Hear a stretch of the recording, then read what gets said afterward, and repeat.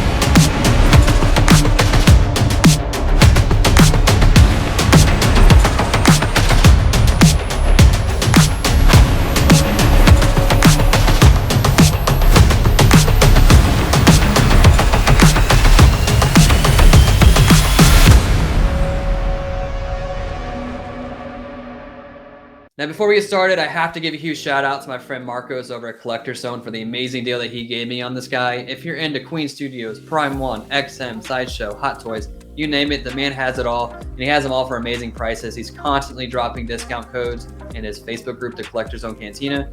So I'll leave a link down below to his website and to his Facebook group. Join today. The man's awesome, best in the business. You won't be disappointed. Now, starting with the base, I do really like the black museum style sub base with the Avengers Endgame nameplate that they have front and center. Now, I know nameplates are for everybody, but I personally like them a lot since they add to the whole museum aesthetic that I'm a big fan of when it comes to my display.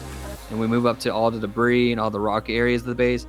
I know it's supposed to be representing the wreckage of the destroyed Avengers facility that happened towards the end of the movie. And the sculpt is pretty nice, but I'm not going to lie, the paint is leaving much to be desired, and it falls into place with my complaint of the Iron Man Mark 7 base that I recently reviewed. They did a good job on some of the rock areas, but most of them just look more clay-like, especially over here where his foot rests on. I think it could have used more texture and shading to give it a more realistic feel. Same goes for the pipe sticking out of the ground. I think they could have done a better job making it look more rustic and like actual debris. Overall, the base isn't bad, but I've seen a lot of Queen Studios products in person, and I know what they're capable of, so I was just expecting a lot better. But I do understand that the main focus is going to be on Cap himself, and realistically, if anybody comes and sees my collection, they are not going to pay attention to the base because Cap himself is amazing, and he's going to take all the attention. Now, moving up to Cap himself, I'm just going to say it now. They did an incredible job with the overall paint and sculpt on this piece. I mean, just look at these boots. It looks like real buckles and straps, and I love the weathering and dirt they added to them.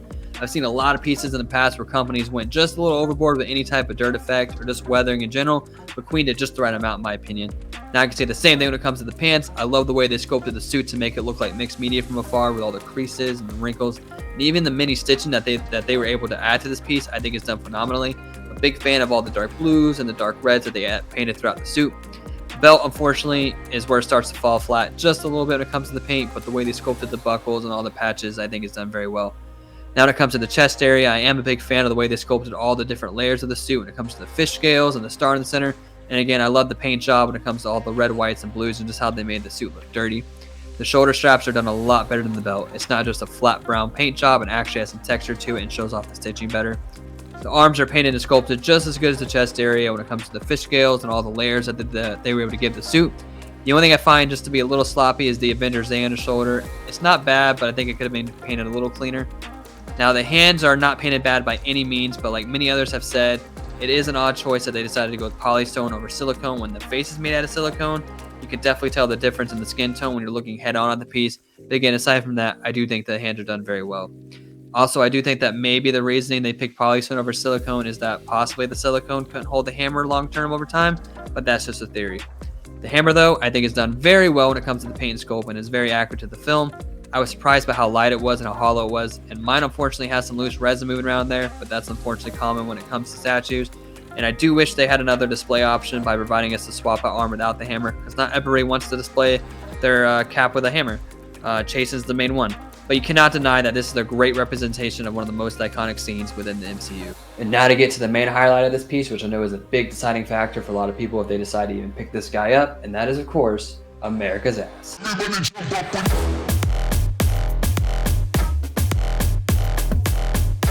In all seriousness, the main highlight of this piece is in fact the head sculpt. The likeness to Chris Evans is second to none. Aside from the one-to-one bust, this is honestly the best you're going to get in collectible form, and the realistic skin tone that they're able to capture with the silicone is incredible.